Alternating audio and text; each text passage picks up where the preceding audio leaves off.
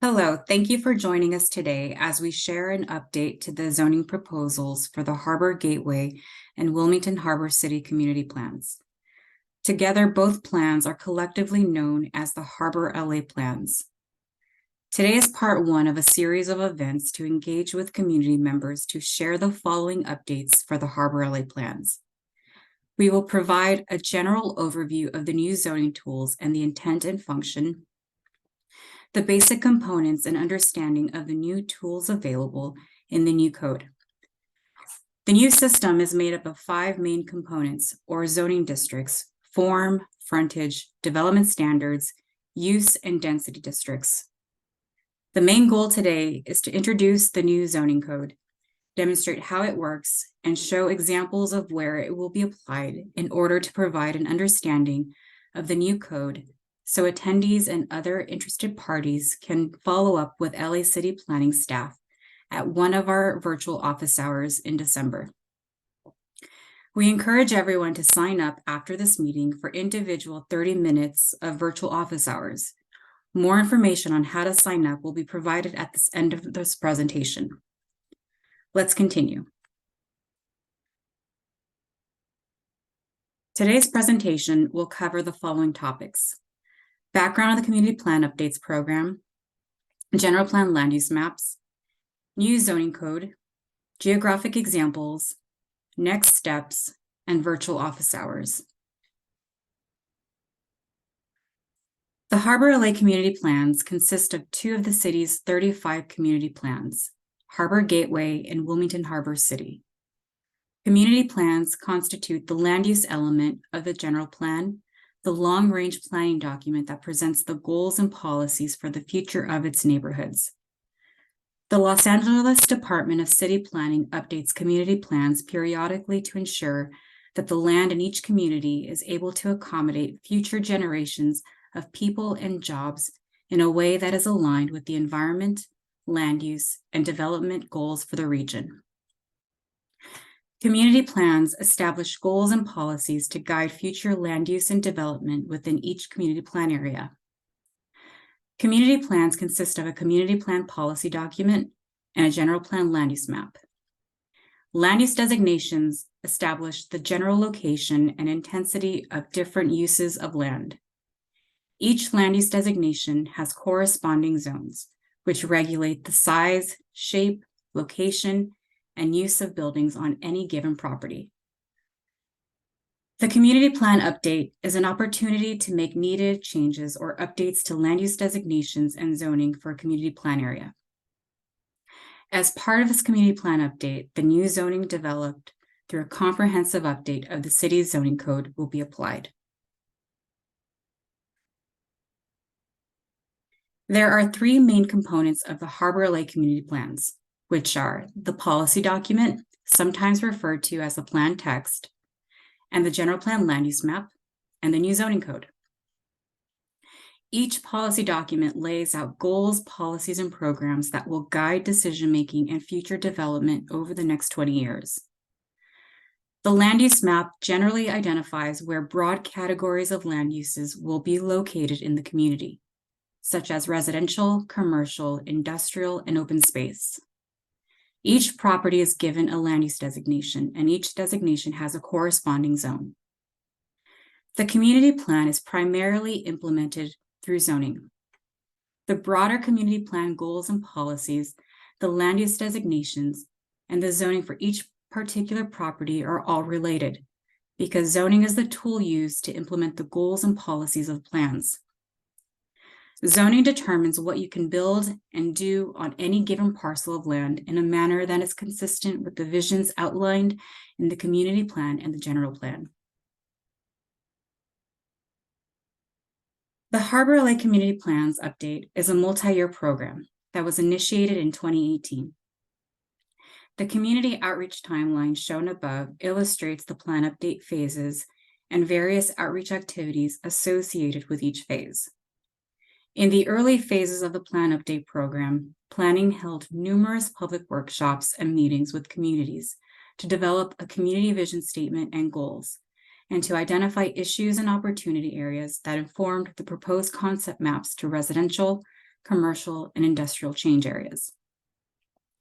Additionally, planning held an environmental impact report outreach meeting for scoping, office hours, virtual story map tutorials, and meetings with local groups. The team released preliminary recommendations to land use designations and zoning metrics, which were informed through the community outreach process. As we developed our concepts, we assigned general plan land use designations through the story map with live feedback pages. Currently, the team is working on finalizing the proposed zoning, which will implement the proposed policies. In 2023, we look forward to sharing the draft environmental impact report, conducting a public hearing, and bringing the plans forward to the City Planning Commission for consideration. To familiarize the group with some of the milestones that have transpired over the last few years, we've included a milestone chart above. Since the plans were initiated in 2018, we have conducted extensive outreach among stakeholders, community-based organizations, and local and federal agencies.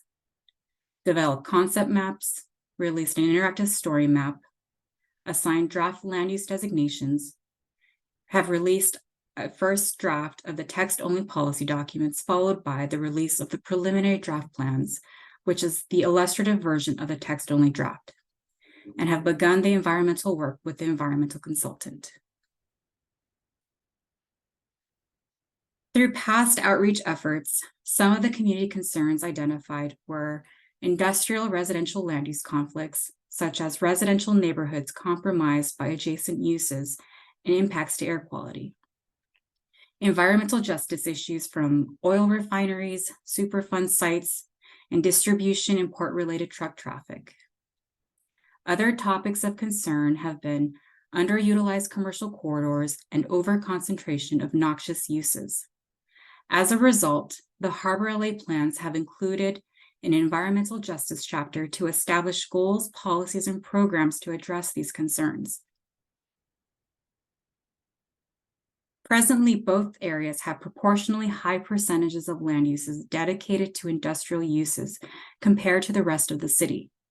Historically, these areas have accommodated industrial and infrastructure uses since their respective founding and annexation into the city. These include port uses, freeways, major manufacturing, and resource extraction. On screen above, you will see the general plan land use maps for both community plan areas. The map on the left shows the existing land uses, and on the right, it shows the proposed land uses. General plan land uses dictate the type of uses that can be built on that property. For instance, residential land uses are in yellow, commercial land uses are in pink or red, and industrial land uses are in blue or purple. The accompanying legends in both maps show the land use designations. The focal points of the Harbor LA plans are the major change areas, which will be addressing generations of industrial effects and accommodating future growth in strategic locations. The major changes primarily consist of opportunity areas and industrial transition areas, where the new zoning code will be used to improve the relationship to sensitive uses such as homes, churches, and parks. As part of the update, the team identified new general plan land uses to replace the ones adopted by the previous community plans of the 90s. General plan land uses determine the range of zoning options, otherwise known as corresponding zoning districts. And once again, the proposed designations are listed here, and there are two new general plan land uses that are unique to the harbor areas. They are Regional Center, which is active in the Harbor Gateway Community Plan area, and Hybrid Industrial, which will be active in Harbor Gateway and Wilmington Harbor City Community Plan areas. Zoning determines the size, shape, style, and location of buildings in a given area. If cities were living organisms, zoning would be their genetic code. As genes determine people's height and eye color, zoning dictates the land use and development rules at the local level. How does zoning work in the city of Los Angeles? Through our local zoning regulations, we are able to transform our broad policy goals into property-specific requirements that help make our visions a reality. In the city of Los Angeles, we are undergoing a comprehensive revision to our zoning code and how we zone in order to craft tailored regulations that meet the diverse needs of our communities. The current zoning code is a result of decades of amendments and supplemental layers of land use regulations that were added on top of existing regulations to achieve specific goals that transcended what the prior zoning laws could accomplish. More than 2/3 of the lots in the city of Los Angeles have one or more overlays applied to them. A patchwork of regulations that are applied to specific properties across specific geographic areas. This means that for the majority of the lots in the city, you need to look into more than one document to figure out what is allowed on a property. The new zoning code has set out to make these regulations easier to understand and to navigate. Today, zoning is housed in a huge, complicated code that has grown over the years from a small pamphlet to an enormous binder, where it's not always clear what the rules are or where to find them. We are helping establish a comprehensive update of the current zoning code into a web-based and more functional document where all regulations can be located in one place.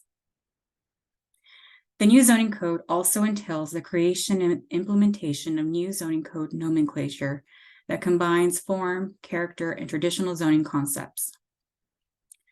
Zoning is meant to be one of the primary ways that community plan goals and policies are implemented. With the current zoning code, it hasn't always been successful.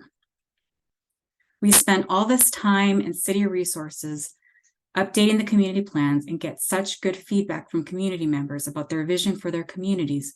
But because the zoning code is such a blunt instrument, we're unable to really use zoning to implement that vision.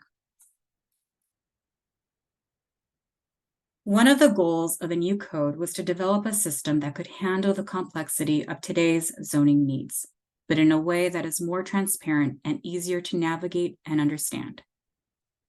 So the new zone string you see here is actually summarized in specific set code pages, like those shown on the right, that align with each of the zoning districts or these little modules shown in the zone string. The resulting system breaks down zones into logical parts and takes many of the same important regulations of the old code, including many of those hidden in overlays and design guidelines, and integrates them directly into the base zoning. This also includes some new and improved tools that allow us to better address and adapt to the city's diverse and changing planning needs. So although this zone string looks different and may be longer than before, the modular combination of different zoning districts actually allows us to deliver more tailored zoning solutions that can ultimately meet a wider range of planning objectives throughout the city. The zoning districts can be mixed, matched, and customized for a variety of outcomes. The new zoning code will be arranged in articles which are shown here. Each of these articles can be found on the city planning website as community plans across the city are updated. New zoning districts will be added to the zoning code to address the vast diversity of communities in Los Angeles. The new zoning code will be implemented in a community plan area that is being updated. Articles 2 through 6 represent the key components of the zoning code. Each article contains a set of regulations that apply to a certain aspect of the development.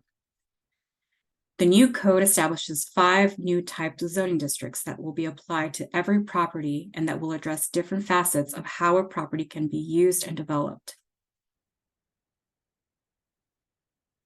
The new zoning code will be broken down into 5 main components. Each component is part of Articles 2 through 6, which were shown in the previous slide. The 5 main components from Articles 2 through 6 will be applied on a map to every parcel in the plan area and the complete zone for each property. Collectively, the 5 components will form a zoning string with the 5 modules as shown in this example. Form, frontage, and development standard districts regulate the built environment. Use and density determine the type of activity that is allowed on a site. So let's walk through the components of the new zoning string and see how they work. Starting with Article 2, form, also known as form districts. With form districts, we ask, what should the scale of buildings be in the neighborhood? Form districts establish the shape of a building or structure. Form determines how wide and tall buildings can be. This can be measured in either stories or by feet. Additionally, form districts determine the relationship to abutting buildings and the public right-of-way. Form districts also regulate floor area ratio. Floor area ratio is the relationship of how big a building can be relative to its parcel size. Floor area ratio determines the approximate size of buildings in terms of the overall square footage, which are limited by setback and height maximums to help regulate the overall size of the buildings.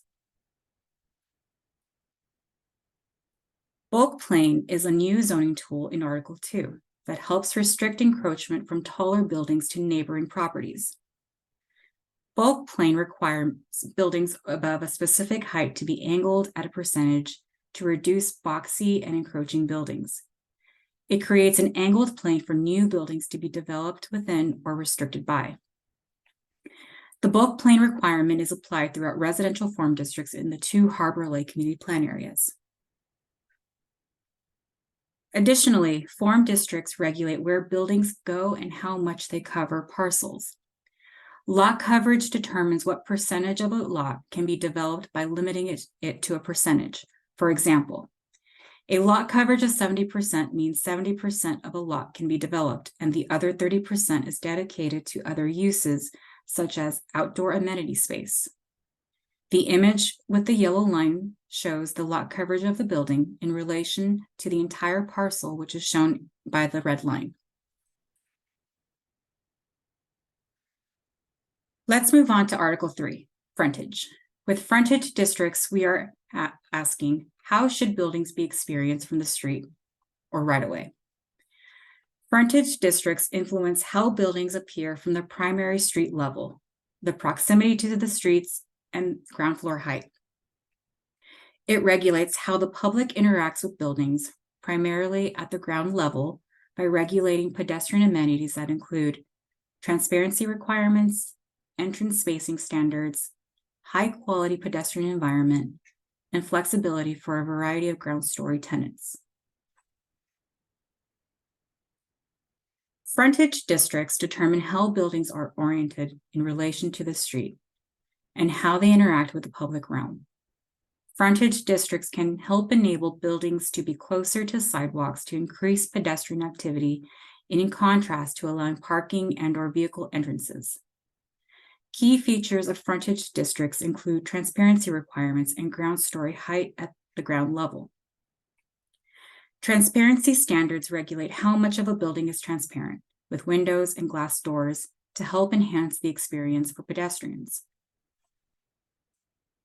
Ground story height requirements require a minimum height of all ground floor levels to provide an accommodating space for commercial ground floor activities.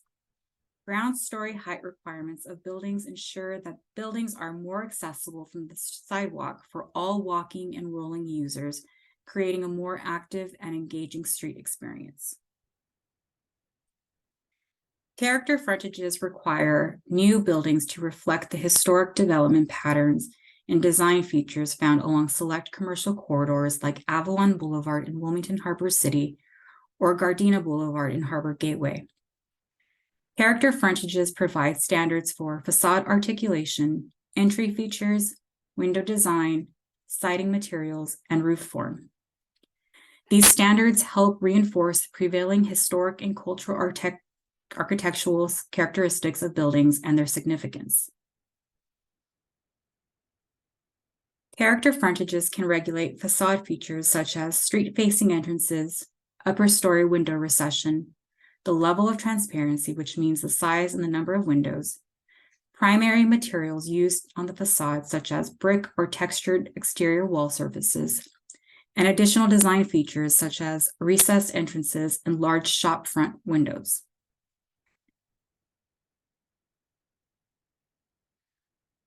Article 4 of the new code is development standards. With development standards districts, we ask, What should the site characteristics be in the neighborhood? Development standard districts regulate certain design elements around the buildings, including those relating to access, parking, and signs. Development standards regulate site design and include things such as parking requirements, screening, signs, landscaping, and pedestrian access. Screening can include things like fence and wall regulations that help to mitigate negative impacts from subject uses, activities, or site elements with significant impacts. This will help protect the public realm, promoting visual interest and increasing comfort for users. Screening occurs in 3 ways: frontage screen, transition screen, and outdoor storage screening. Development standards also dictate the type of signs allowed, as well as the amount and size of signs allowed. Sign standards help promote public safety and welfare by regulating signs in keeping with the following objectives: that the design, construction, installation, repair, and maintenance of signs will not interfere with traffic safety or otherwise endanger public safety; that the regulations will provide reasonable protection to the visual environment by controlling the size, height, spacing, and location of signs. Landscaping standards will help create attractive environments for users and pedestrians along the adjacent public right-of-way, while also mitigating heat island effects, absorbing noise pollution, managing stormwater runoff, sequestering carbon emissions, and supporting urban biodiversity through landscaping and surface design. Pedestrian access standards promote walkability, improve pedestrian access from the public realm to the interior of the buildings, ensure that required entrances are conveniently and effectively accessible to pedestrians, to activate the public realm with building access points, and to improve pedestrian circulation through large sites. Next is Article 5. Article 5 is a critical component of the new zoning code as it dictates use. Use districts determine the type of activities allowed on a property, ranging from residential to commercial, and in some instances, a mix of uses. Use districts can determine if uses are allowed by right, conditionally, and/or prohibited. Use districts outline the types of activities and uses that can occur within a building or site, and often include operating standards or regulations for certain uses. Use districts also regulate uses that need additional review by city planning, such as a conditional use permit, or that need approval by City Planning Commission or City Council. The new code will establish new use districts for open space, agricultural, residential mixed, commercial mixed, industrial and industrial mixed, and public districts. The Harbor LA plans are primarily characterized by residential uses that include various housing types that make up different household sizes throughout the plan area. Residential uses can also occur within mixed-use developments. New residential use districts emphasize residential uses and only allow a minimal amount of compatible services and amenities. New residential mixed-use districts emphasize residential uses and only allow a minimal amount of compatible services and amenities and limited commercial uses. In the Harbor LA area, there are many regional serving businesses that include corporate office and corporate parks, particularly within Harbor Gateway. Commercial uses include a variety of uses such as shopping centers, restaurants, coffee shops, grocery stores, medical offices, and other retail or service amenities. New commercial mixed-use districts promote neighborhoods with the mixture of uses, including commercial and residential. The Harbor LA plans are well known for the large concentration of industrial uses. Port-related uses, logistics, manufacturing, and warehousing, and other job-producing industries are located throughout the plan areas. New industrial use districts allows for heavy commercial and light industrial uses, as well as a limited amount of commercial activity. This district intends to support employment, goods movement, and warehousing. New industrial mixed-use districts will accommodate a mixture of light industrial, office and research and development activity with limited residential uses and other compatible uses. An important feature of the new code, all industrial mixed use and industrial use districts will embed the cleanup greenup regulations in the use standards across the entirety of the two plan areas. The next component of the new zoning code is Article 6, density. Density districts determine the number of housing units permitted on any site zoned for residential units. Density is generally regulated by requiring a certain amount of square feet of a lot area for each unit. For example, a fairly typical residential lot in the Harbor LA area is 6,000 square feet and might have a density of 1 unit allowed per 1,500 square feet of lot area, which would allow 4 units on the site. This can be calculated by taking the lot size of a property and dividing it by the number of square feet of lot area required per unit, which is found in the density. Density districts in the Harbor LA plans for residential areas, densities generally range from 1 unit per lot to 1 unit per 4,000 square feet of lot area. For commercial mixed areas, densities generally range from 1 unit per 1,200 square feet of lot area to 1 unit per 400 square feet of lot area. For industrial mixed areas, densities generally range from 1 unit per 1,500 square feet of lot area to 1 unit per 800 square feet of lot area. And lastly, for industrial areas, residential is not allowed. The Harbor LA plans will direct future growth to targeted opportunity areas through increased development potential where it can be supported by existing transportation infrastructure. The new zoning will increase the development potential for mixed-use projects that provide community benefits, such as mixed-income housing and open space amenities, among others. Let's walk through a few examples of a proposed opportunity area in each of the plan areas. In Harbor Gateway, opportunity areas are proposed primarily at the Harbor Gateway Regional Center and along Figueroa Street, Gardena Boulevard, and Carson Street. Moderate increases are proposed along Vermont Avenue. Here's an example of an opportunity area at Harbor Gateway. It is utilizing the new Regional Center land use designation. This area is home to major operations and headquarters for large companies such as Citizen Watch, Frito-Lay, Citizen Bank, Sunrider, and Yoshinoya. It's home to numerous office towers and corporate parks, as well as logistics and distribution centers. The new zoning will apply a market frontage and a dual frontage on sites abutting the Dominguez Channel. Housing will not be allowed south of 190th Street. The new zoning will also create a basin bonus system through the Community Benefits Program, based on local affordable housing incentives. In Wilmington and Harbor City, opportunity areas are proposed primarily along Pacific Coast Highway and Avalon Boulevard.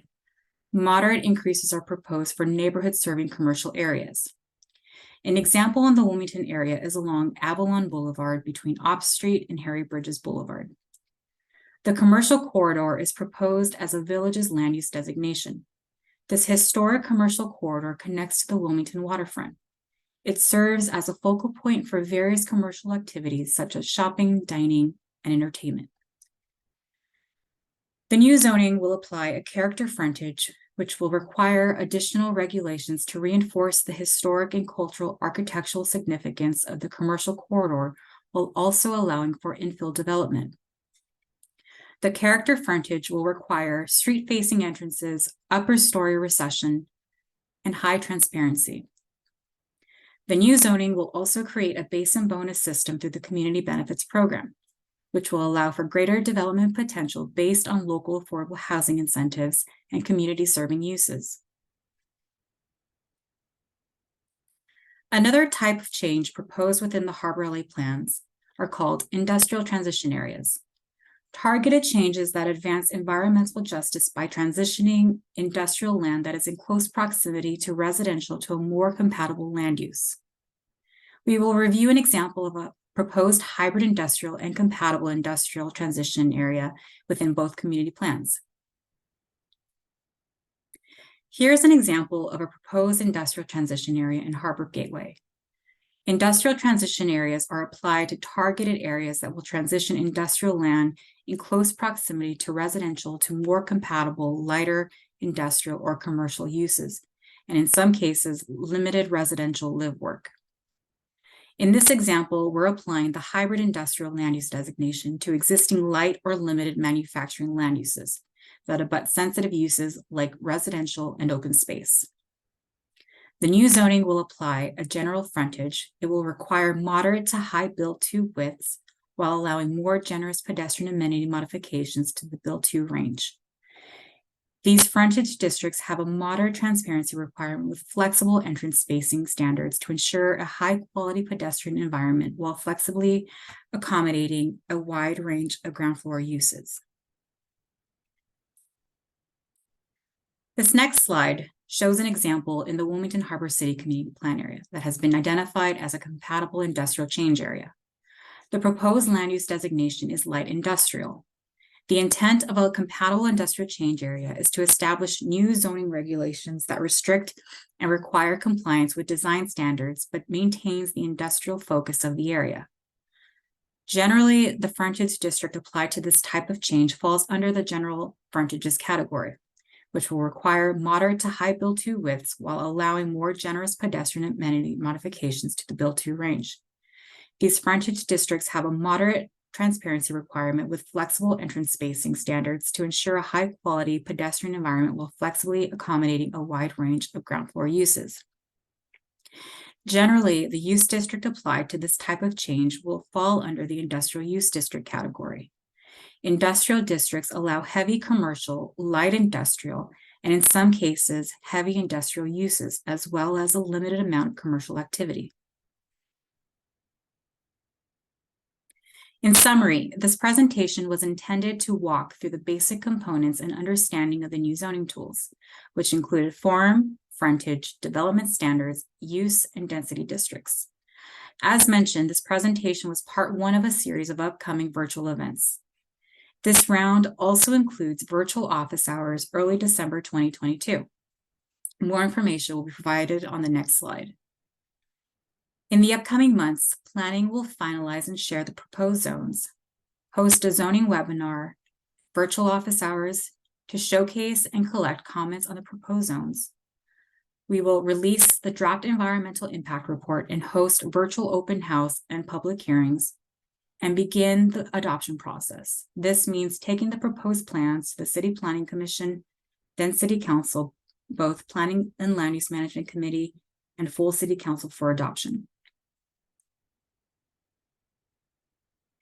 The Harbor LA Community Planning team will host virtual office hours as an opportunity to provide comments or ask questions on the plan updates and new zoning code tool.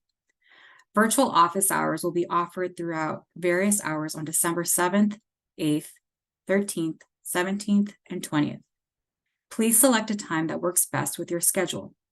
To sign up, please use the link shown on screen. It will also be available on the Harbor LA website and the Harbor LA story map.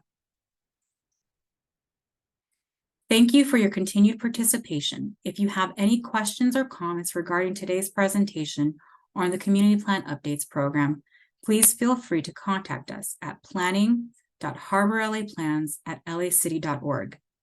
If you're interested in learning more about the Community Plan Updates program, please visit the Harbor LA website at planningforla.org/harborlaplans. For more information on the proposed land uses and zoning metrics, please explore the interactive story map website at the link provided on screen. This link will also be available on the Harbor LA Plans website. This concludes the presentation. Thank you for joining us today. We look forward to your ongoing participation.